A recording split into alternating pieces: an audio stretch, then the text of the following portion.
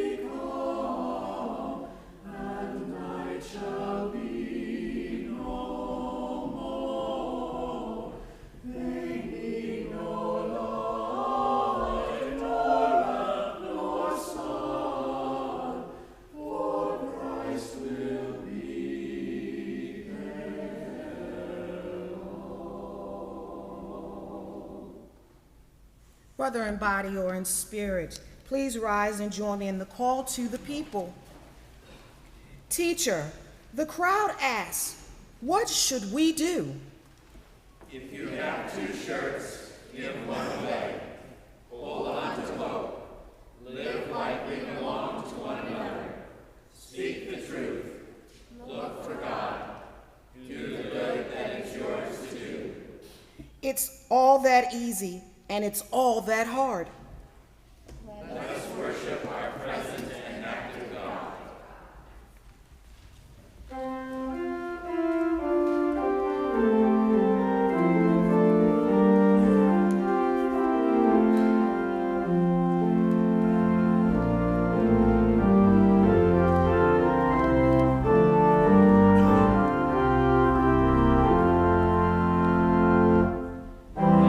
Bless the God of Israel, who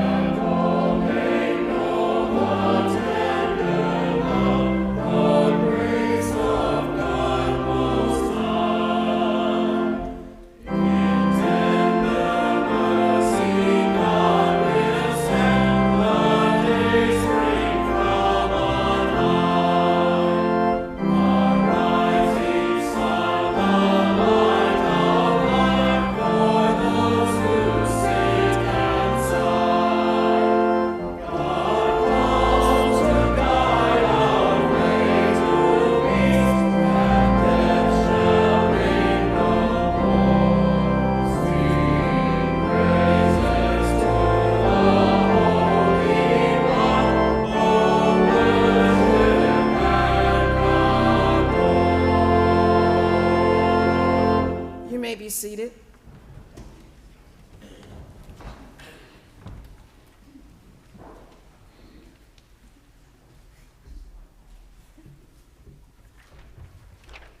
Good morning. Good morning. This is like the most inviting spot in the sanctuary, and nobody's sitting here.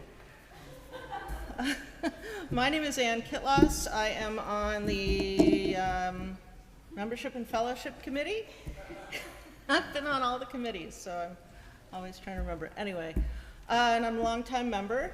We welcome all of you to the third Sunday of Advent, those who are worshiping with us here in our sanctuary and online. If you are visiting with us, would like to share your information so we can keep in touch, you'll find Connect cards in the pew racks. You can either hand your card to an usher or drop it into one of the offering boxes located at each entrance to the sanctuary. Please see your bulletin announcements and the Friday email newsletter for all the events and opportunities coming up in our community. Here are a few highlights. Today is the last Sunday to complete a Share the Gift of Christmas form in order to be included in the Christmas Eve bulletins. There are opportunities for giving towards scholarships at Eden Seminary and our own Beaver Scholarship Fund, the UCC Christmas Fund, and poinsettias to adorn our sanctuary for Christmas. See the back of the form for descriptions of each of those giving opportunities. Today is a special day. There's this child here in the most extraordinarily beautiful sage green knit dress. So if you haven't seen this dress, it's really quite beautiful.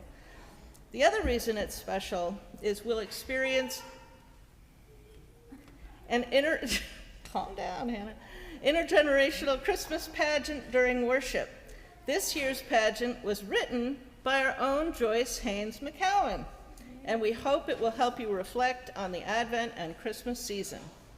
We hope you'll stay after worship today for coffee hour. Yay, children.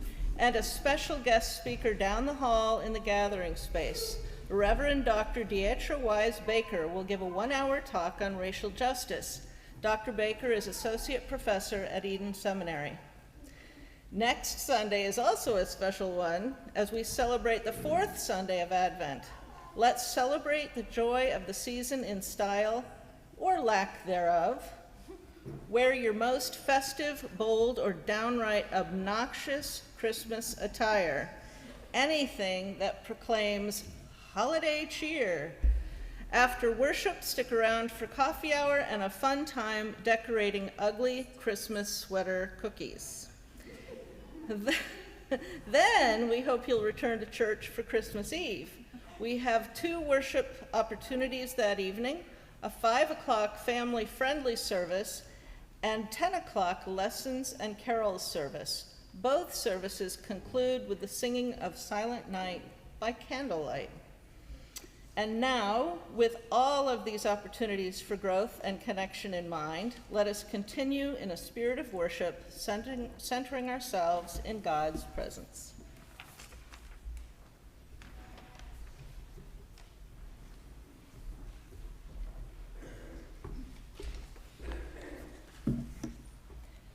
Today's poem for Advent is called Harvest by Reverend Sarah Speed. Maybe none of it matters. Maybe you can't make a difference. Or maybe that watermelon seed you spit out over the summer will grow into a green orb full of sticky, sweet fruit. Maybe the rain will nourish it. Maybe your mother's hands will pull it from the vine, slice it into wedges, and place it on the dining room table. Maybe the neighbors will come over and chomp into that soft pink fruit, juicy water running down their chins. Maybe you will laugh at the shared experience at this garden-grown communion, and maybe the stars will shine brighter that night. People say the problems of the world are too big to make a difference. But surely, those people have forgotten the fruit that grows from one little seed.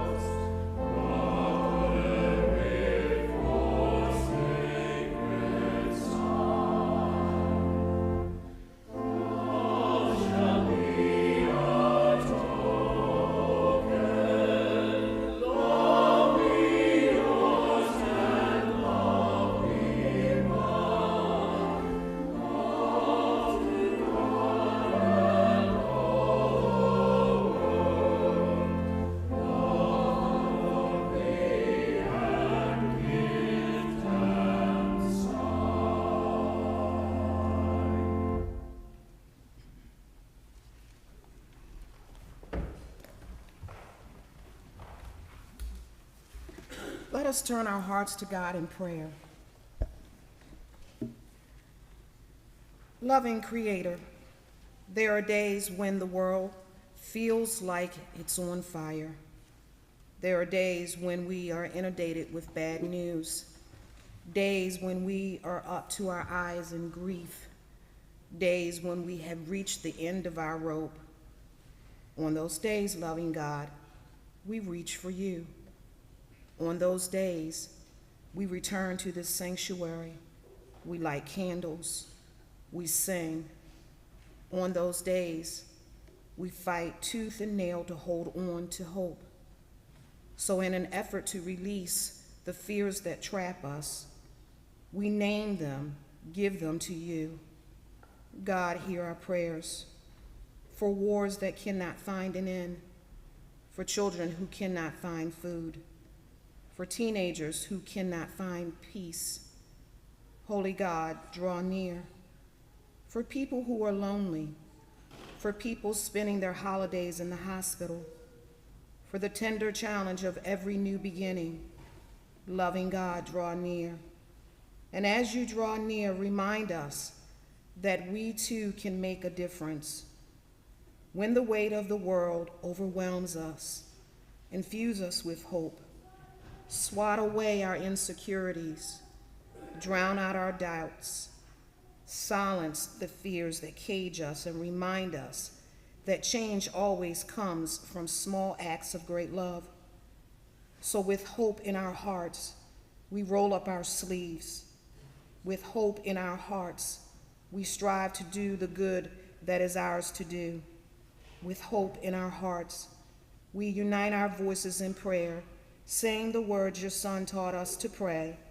Our Mother, Father, who art in heaven, hallowed be thy name. Thy kingdom come. Thy will be done, on earth as it is in heaven. Give us this day our daily bread, and forgive us our sins, as we forgive those who sin against us. And lead us not into temptation, but deliver us from evil.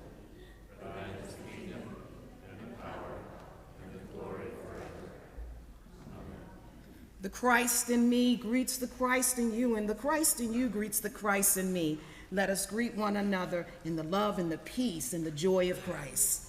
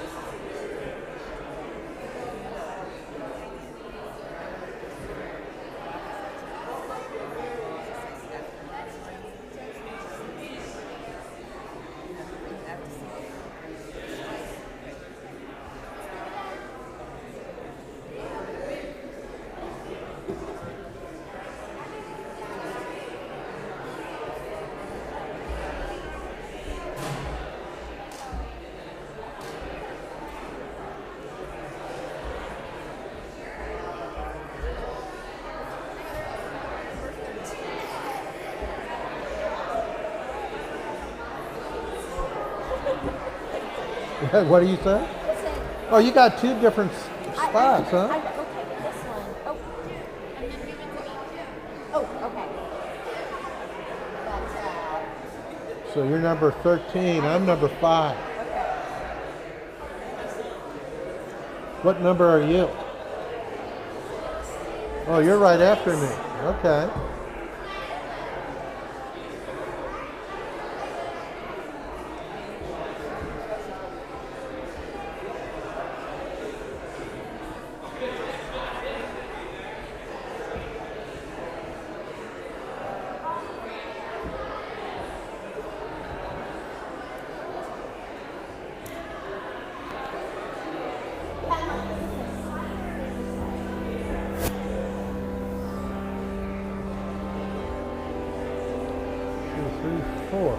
Okay.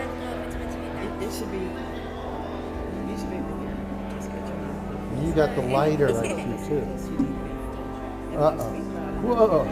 It works. It works.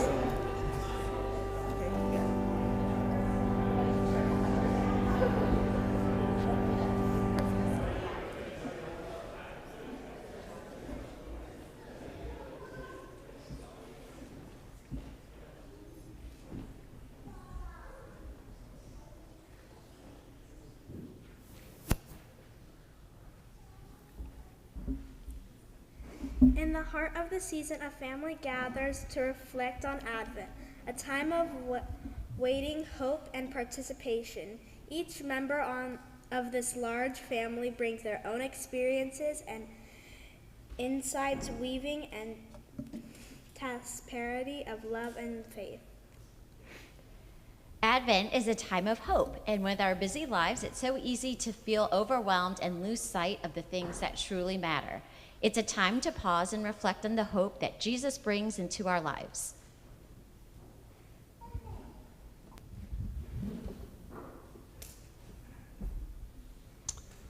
You got it, bud? Advent is a time of peace with the hustle and bustle of everyday life. Finding peace can sometimes be challenging, but as we gather here together, we are reminded of the peace that comes from trusting in God's plan for us. Advent is a time of joy, and I remember when you all were little, and the light in your eyes as you prepared for Christmas. That's the same joy that fills my heart when we all come together. These moments I cherish the most, these moments, these Christmas moments, because we share the blessings of Jesus coming. The joy of Jesus is the reason for the season. Advent is a time of love. Our family is a testament to God's love. Through the ups and downs, we've always been there for each other, guided by the love of Jesus that binds us together.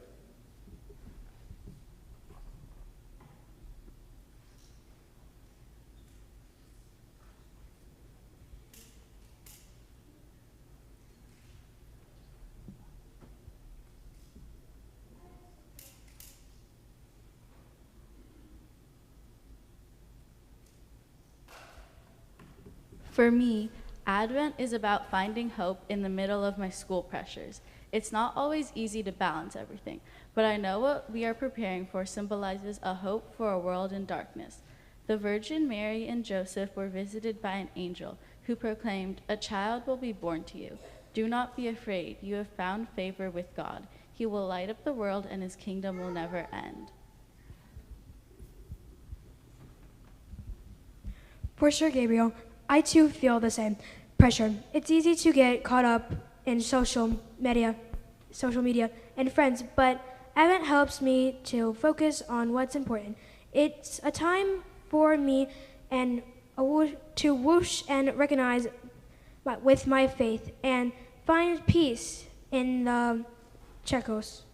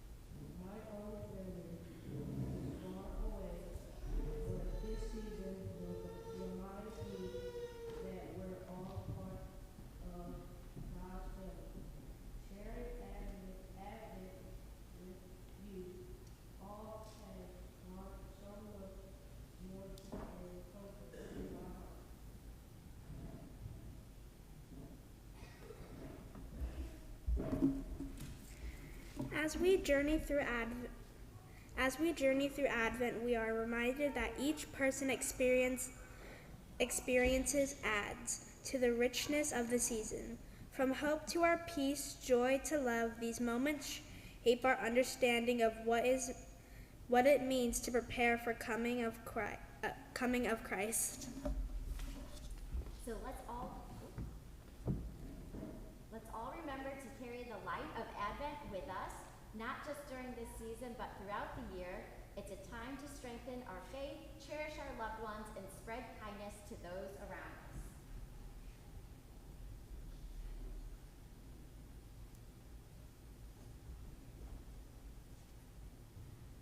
Amen to that. Let's sing a carol.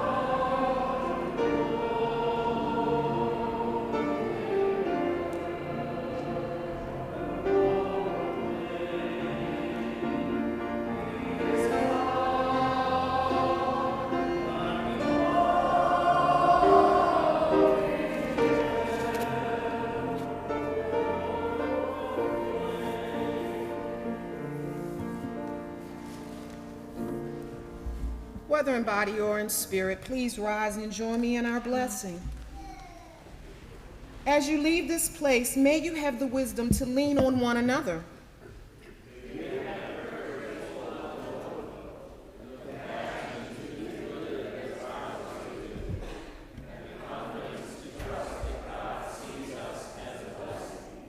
For in a world full of dead ends, Advent invites us to begin again. So start here. We start now. We start with love and begin again. In the name of Christ, our beginning, we go in peace. You may be seated. Thank you.